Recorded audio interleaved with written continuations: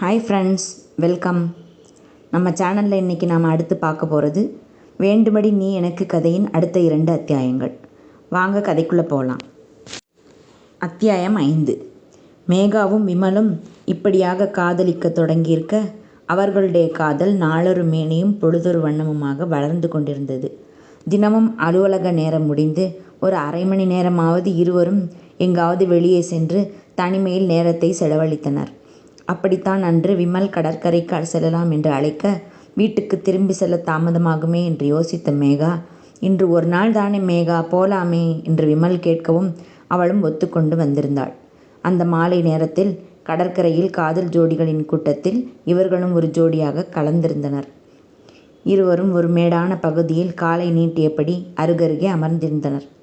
விமல், நாம் சீக்கிரம் கல்யாணம் பண்ணிக்கலாமா? பண்ணிப்போம் மேகா, அண்ணனுக்கு கல்யாணம் ஆகணும்ல.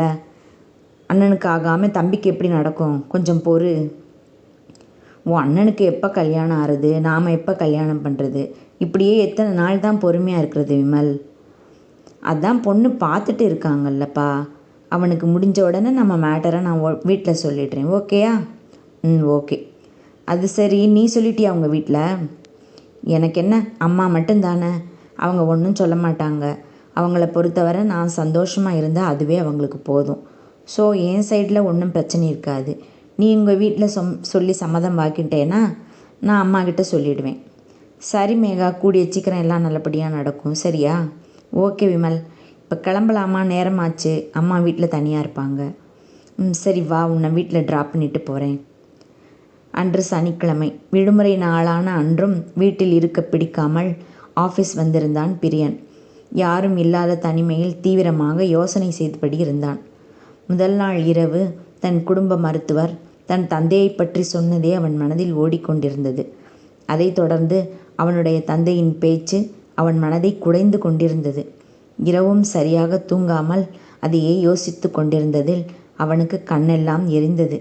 நாற்காலியில் சாய்ந்தபடி அப்படியே கண்களை மூடினான். மறுகணம் மருத்துவரின் சொற்கள் அவன் காதிக்குள் ரீங்காரமிட்டது. மிஸ்டர் பிரியன், உங்கள் அப்பாவுக்கு நோய் கொஞ்சம் முத்தி போயிருச்சு. மற்ற எல்லா பக்கமும் கொஞ்சம் கொஞ்சமாக பரவிட்டுருக்கு. ஸோ சாரி டு சே, அவரோட ஆயுள் இன்னும் 1 மாதமோ 6 மாதமோ 7 மாதமோ தான். டாக்டர், என்ன சொல்கிறீங்க? ட்ரீட்மெண்ட் கொடுக்க முடியாதா டாக்டர்? ஏற்கனவே தேவையான அளவு ட்ரீட்மெண்ட் கொடுத்தாச்சு பிரியன். இந்த நோயோட தன்மை எப்படி?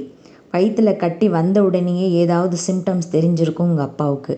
ஆனால் அதை அவர் கவனிக்கலைன்னு நினைக்கிறேன். அது கேன்சர் கட்டியாக மாறி கடைசி ஸ்டேஜ் வரைக்கும் அவர் சொல்லாமல் இருந்திருக்காரு. தெரிஞ்ச உடனே சிகிச்சை கொடுத்ததால தான் இந்த 1.5 வருஷமாச்சும் அவரால் தாக்கு பிடிக்க முடிஞ்சிருக்கு. இனிமேல் ட்ரீட்மெண்ட் கொடுத்தாலும் அவரோட பாடி தாங்காதுப்பா. ஸோ அவர் இருக்கிற வரைக்கும் சந்தோஷமாக வச்சுக்க பாரு. மற்றபடி சொல்கிறதுக்கு ஒன்றும் இல்லை, கடவுள் இருக்கார். இப்படி அவர் சொல்லிவிட்டு போய்விட்டார். பிரியனுக்கு தன் தந்தை மேல் வெறுப்பு இருந்தது என்னவோ உண்மைதான். ஆனால் அவருக்கு இந்த நோய் இருப்பது தெரிந்தவுடன் அவனுக்கு தன் தந்தை மேல் இருந்த பாசம்தான் அந்த நேரத்தில் மேலோங்கி இருந்தது. கோவிந்தராஜும் தன் மகனிடம் தான் செய்த தவறுக்கு எத்தனையோ முறை மன்னிப்பும் கேட்டுவிட்டார். ஆனால் அப்போது எல்லாம் அவன் மனம் இறங்கவில்லை. தன் தந்தை மேல் வெறுப்புடனே இருந்தான். அவர் ஏதாவது கேட்டால் ஆம் இல்லை இதை மட்டும்தான் பேசுவான், மற்றபடி எதுவும் பேச மாட்டான். ஆனால் அவருக்கு உடம்புக்கு முடியாமல் போன பின் தன் மகனிடம் அவர் பேசியதுதான் பிரியனை மாற்றிவிட்டது. கோவிந்தராஜ் தன் மகனிடம், டேய் பிரியா, என் மேலே இன்னும் ஏண்டா கோவமாகவே இருக்க? நான் செஞ்சது தப்பு தான். அந்த நேரத்தில் என்னவோ தெரியாமல் அந்த பொண்ணுக்கிட்ட மயங்கிட்டேன்டா. சரி, எப்படியும் நீ சின்ன பையனாக இருக்க, உன்னையும் பார்த்துக்கணுமேன்னு தான் அவளை நான் கல்யாணம் பண்ணிக்கிட்டேன். ஆனால் அவள் நம்ம 2 பேரையும் பிரிக்க நினைக்கிறான்னு தெரிஞ்ச உடனே நான் அவளை அனுப்பிட்டேன்லடா. அதுக்கு நான் உன்கிட்ட நிறைய தடவை மன்னிப்பும் கேட்டுட்டேன். ஆனால் நீ மனசு மாறவே இல்லை. இப்போ நான் இன்னும் எத்தனை நாள் உயிரோடு இருப்பேன்னே தெரியாது. தயவு செஞ்சு என்னை மன்னிச்சு என்கிட்ட பேசுடா. நான் செத்து போகிறப்ப சந்தோஷமாக இருக்கணும்டா. ப்ளீஸ் பிரியா. தந்தையின் இந்த உருக்கமான பேச்சை கேட்டவுடன் அவன் மனம் இளகிவிட்டது. கண்களில் கண்ணீர் வந்து விட்டது. அப்பா, ஏன்பா இப்படியெல்லாம் பேசுகிறீங்க? நான் அதையெல்லாம் எப்போவோ மறந்துட்டேன்ப்பா என்று பிரியன் சொன்னதும் தான் அவர் தன் இயல்பு நிலைக்கு வந்து சந்தோஷமாக இருக்க ஆரம்பித்தார். இப்படி இருக்கையில் திடீரென்று முன்தினம் அவருக்கு உடம்பு சரியில்லாமல் போக மருத்துவர் வந்து பார்த்துவிட்டு இப்படி ஒரு சீதையை சொல்லிவிட்டு சென்று விட்டார். பின்பு மருத்துவர் சென்றவுடன் கோவிந்தராஜ் பிரியனை அழைத்தார். என்னப்பா, ஏன் கூப்பிட்டீங்க? ஏதாவது வேணுமா? எதுவும் வேணாண்டா, நான் ஒரு முக்கியமான விஷயம் உன்கிட்ட பேசணும். என்னப்பா சொல்லுங்க. என் மேலே உனக்கு எந்த கோபமும் இல்லைல்ல? எந்த கோபமும் இல்லை. சரி, அப்படின்னா நான் ஒன்று சொல்லுவேன், நீ செய்யணும். சரி சொல்லுங்க. கண்டிப்பாக செய்யணும்டா. செய்வேன்னு சொல்லு. ஏன் இப்படியெல்லாம் சொல்கிறீங்க? அப்படி என்ன தான்ப்பா சொல்ல போகிறீங்க? நீ கேட்குறேன்னு சொல்லுடா, நான் சொல்கிறேன். சரி கேட்குறேன், சொல்லுங்கள். உங்கள் அம்மா இருந்தால் என்ன பேசுவாளோ அதைத்தான் நான் இப்போ சொல்ல போகிறேன். நான் இன்னும் எத்தனை நாளைக்கு உயிரோடு இருப்பேன்னு எனக்கு தெரியலை. அதுக்கு முன்னாடி நான் செய்ய வேண்டிய ஒரு கடமை பாக்கி இருக்குது. அதுதான் உன் கல்யாணம். உனக்கும் 30 வயசாயிடுச்சு. அதனால் நான் போகிறதுக்கு முன்னாடி உன் கல்யாணத்தை என் கண்ணால் பார்க்கணும். இதுவே உன் அம்மா இருந்திருந்தா உன்னை இத்தனை வருஷம் வரைக்கும் சும்மா விட்டுருப்பாளா? இந்நேரம் உனக்கு ஒரு கல்யாணத்தை பண்ணியிருப்பாள்ல. எனக்கு மட்டும் அந்த ஆசை இருக்காதாடா? இது உன் அம்மா சொல்கிறதா நினச்சிக்க. நீ சீக்கிரம் ஒரு கல்யாணத்தை பண்ணணும். செய்வியா பிரியா? இந்த அப்பா சொல்கிறத கேட்பியாடா? அதற்கு மேல் பேச முடியாமல் அவருக்கு வேதனையில் தொண்டை அடைத்து கொண்டது. பிரியன் இதை எதிர்பார்க்கவே இல்லை. அவனுக்கு பெண்களையும் பிடிக்காது, கல்யாணமும் பிடிக்கவில்லை. இவன் யோசிப்பதை பார்த்து அவரே தொடர்ந்தார். எல்லா பொண்ணுங்களும் அந்த மைதிலி மாதிரியே இருக்க மாட்டாங்கடா. உங்கள் அம்மா மாதிரியும் நிறைய பொண்ணுங்க இருப்பாங்க. தயவு செய்து சரின்னு சொல்லுடா, மாட்டேன்னு மட்டும் சொல்லிடாத. அவனுக்கும் மனம் இளகியது. அவர் பேசினதில் மனம் கரைந்து தான் போனான். சரிப்பா, பண்ணிக்கிறேன் என்று சொல்லிவிட்டான். கோவிந்தராஜுக்கு உடனே சந்தோஷம் பிடிபடவில்லை. தேங்க்ஸ்டா பிரியா, ரொம்ப தேங்க்ஸ் என்று உணர்ச்சி வசப்பட்டு கூறினார். எனக்கு ஏற்கனவே எந்த பொண்ணாவது பிடிச்சிருந்தா சொல்லுடா. அப்படி இல்லைன்னா எனக்கு தெரிஞ்ச புரோக்கர் ஒருத்தர் இருக்கார். சொன்னால் உடனே ஜாதகம் கொண்டு வந்துடுவார். என்ன சொல்கிறேன்? நான் கொஞ்சம் யோசித்து சொல்கிறேன்ப்பா. சரிடா, லேட் பண்ணாமல் சீக்கிரம் சொல்லு. அவரிடம் ஒத்துக்கொண்டவனுக்கு அடுத்து என்ன செய்வதென்று தெரியவில்லை. திருமணத்தை நினைத்தாலே அவனுக்கு பயமாக இருந்தது. வெகுநேரம் அப்படியே உட்கார்ந்திருந்தவன் தன் தந்தை வீட்டில் தனியாக இருப்பாரே என்று நினைவில் வந்து உடனே அங்கிருந்து கிளம்பினான். அத்தியாயம் 6. அன்று மாலை விமலும் மேகாவும் வேலை முடிந்து புறப்பட்டு ஆஃபீஸ் விட்டு வெளியே வந்தனர். மேகா, உங்ககிட்ட ஒரு முக்கியமான விஷயம் சொல்லணும். காஃபி ஷாப்புக்கு போகலாம் வா என்று மேகாவை அழைத்தான் விமல். அப்படி என்ன முக்கியமான விஷயம் விமல்? மேகா ஆர்வத்துடன் கேட்டாள். வா சொல்கிறேன் என்று அவளை இழுத்து கொண்டு பக்கத்தில் உள்ள காஃபி ஷாப்புக்கு சென்றான். ஓரமாக ஒரு இடத்தை தேர்ந்தெடுத்து அமர்ந்து கொண்டனர். அங்கு வந்தால் பெரும்பாலும் அந்த இடத்தில் அமர்வதையே விரும்புவான் விமல். அந்த இடம் கொஞ்சம் ஓரமாக அமைந்திருந்ததால் எந்தவித தொந்தரவும் இல்லாமல் பேசுவதற்கு வசதியாக இருக்கும். இன்றும் அந்த இடம் காலியாக இருந்ததால் அங்கேயே சென்றனர். பேரரை அழைத்து தங்களுக்கு வேண்டியதை ஆர்டர் செய்துவிட்டு மேகாவை பார்த்தான் விமல். இந்த இடம் காலியாயிருக்கோ இல்லையோன்னு நினச்சிட்டே வந்தேன். நல்ல வேலை கிடச்சிது. சரி சொல்லு விமல், என்னவோ முக்கியமான விஷயம் சொல்லணும்னு சொன்னியே. ஆமாம் மேகா, ஒரு ஹாப்பி நியூஸ். நீ கேட்டால் ரொம்ப சந்தோஷப்படுவேன் என்று முகமலர கூறினான். அப்படியா? சீக்கிரம் சொல்லு. அதற்குள் இவர்கள் ஆர்டர் செய்தது வந்தது. சூடான வடையும் காஃபியும். வடையும் காஃபியும் சூடாக இருக்கு பாரு. ஆறுறதுக்கு முன்னாடி சாப்பிட்டு முடிக்கலாம். நீ விஷயத்த சொல்லு விமல். குட் நியூஸ்னு வேற சொல்கிற, உடனே சொல்லாமல் சஸ்பென்ஸ் கொடுக்குற என்று சினிங்கினாள் மேகா. சொல்கிறேன் மேகா, சாப்பிட்டு முடி. உனக்கு தான் காஃபி ஆறுனா பிடிக்காதே, குடிச்சு முடி சொல்கிறேன். இருவரும் வடையை சாப்பிட்டு காப்பியும் குடித்து முடித்தனர். கர்ச்சிஃபால் தன் வாயை துடைத்து கொண்டே சரி சரி இப்போ சொல்லு அவசரப்படுத்தினாள் மேகா. பொறு சொல்லத்தானே போகிறேன் என்று சொல்லி வேண்டுமென்றே நிறுத்திவிட்டு சிரித்தான். இப்போ என்கிட்ட அடி வாங்க போகிற விமல் என்று கோபமாக முறைத்தாள் மேகா. ஓகே கூல், சொல்லிடுறேன். அண்ணனுக்கு ஒரு அலையன்ஸ் ஃபிக்ஸ் ஆகிற மாதிரி இருக்குது. எல்லாருக்கும் பிடிச்சு போயிடுச்சு. மற்றதெல்லாம் இனிமே தான். வாவ், நிஜமாவா விமல் என்று சந்தோஷத்தில் அவனுடைய கையை எடுத்து அதில் முத்தம் வைத்தாள். இதை எதிர்பார்க்காத விமல் கைக்கு மட்டும்தானா என்று குறும்புடன் கேட்டான். அவனை பொய்யாக முறைத்த மேகா படவா, பிச்சு பிடுவேன் பிச்சு என்று அவனை அடிக்க செல்லமாக கையை ஓங்கினாள். அதற்கு விமல், வேணாம் மேகா, எனக்கு பயமாக இருக்குது, பயப்படுவது போல் நடித்தான். இருவரும் சந்தோஷத்துடன் சிரித்தனர். அப்புறம் எனக்கு எங்கே ட்ரீட்டு?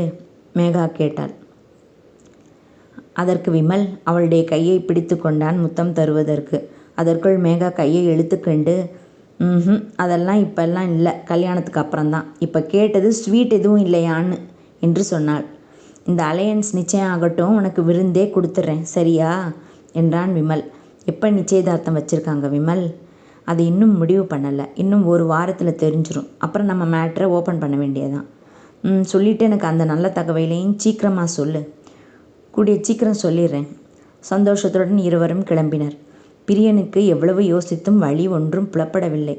தன் தந்தையிடம் வேறு வழியில்லாமல் அவரை சந்தோஷப்படுத்த திருமணம் செய்து கொள்வதாக வாக்களித்து விட்டான். ஆனால் பெண் என்றாலே பிடிக்காதவன் எப்படி திருமணம் செய்து கொள்ள முடியும்? அதே நேரம் தந்தையிடம் கொடுத்த வாக்கையும் காப்பாற்றி ஆக வேண்டுமே. இதுவரையில் அவருக்காக என்று எதுவும் செய்ததில்லை. அப்படி இருக்க அவருடைய வாழ்வின் கடைசி தருணத்திலும் அவரை ஏமாற்ற அவனுக்கு மனம் வரவில்லை. பின் இதற்கு என்னதான் வழி? இப்படியாக அவனுடைய சிந்தனை மறுநாளும் தொடர்ந்த வண்ணமே இருந்தது. ஞாயிற்றுக்கிழமை ஆயிற்றே. சிறிது நேரம் இந்த சிந்தனையிலிருந்து தன்னை விடுவித்து கொள்ள எண்ணி டிவியை ஆன் செய்தான். அதில் பாடல் ஒளிபரப்பாகி கொண்டிருந்தது. அவனுடைய கண் தான் பார்த்து கொண்டிருந்ததே தவிர அவனுடைய மனம் என்னவோ அதில் ஒட்டவில்லை. இப்படியே சிந்தனையில் லயித்திருந்த அவனுக்கு திடீரென்று அதில் ஓடிக்கொண்டிருந்த பாடல் அவனுடைய கவனத்தை ஈர்த்தது. என்னவோ என்னவோ என் வசம் நான் இல்லை, என்னதான் சொல்வதோ என்னிடம் வார்த்தை இல்லை. விஜயும் சிம்ரனும் பாடலுக்கேற்ப வாயசைத்து பாடி ஆடிக்கொண்டிருந்தனர். சட்டென்று பொறி தட்டியது பிரியனுக்கு. பிரியமானவளே, இதுதான் இந்த படத்தோட பேர். விஜய் நடித்த படம். இதில் விஜயும் சிம்ரனும் அக்ரிமெண்ட்டில் தானே கல்யாணம் பண்ணிப்பாங்க. விஜய் கல்யாணத்துக்கு முன்னாடியே அக்ரிமெண்ட் போட்டு அதில் சிம்ரன் கிட்ட கையெழுத்து வாங்கிடுவார்ல. நாமளும் அப்படி செஞ்சால் என்ன?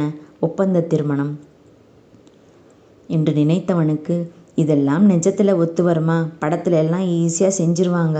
அப்படியே நிஜத்தில் செய்யணும்னா முடியுமா என்று தோன்றியது. ஏன் முடியாது? நாமளே ஏன் முடியாதுன்னு நினைக்கணும்? முயற்சி செஞ்சு பார்க்க வேண்டியதானே. மனதிற்குள் அவனே கேள்வியும் கேட்டு பதிலும் சொல்லி கொண்டான். அப்பாவுக்கு கொடுத்த வாக்கும் நிறைவேற்றின மாதிரி இருக்கும். அவரும் பையனுக்கு கல்யாணம் ஆயிடுச்சுன்னு இருக்கிற வரைக்கும் சந்தோஷப்பட்டுக்கட்டும்.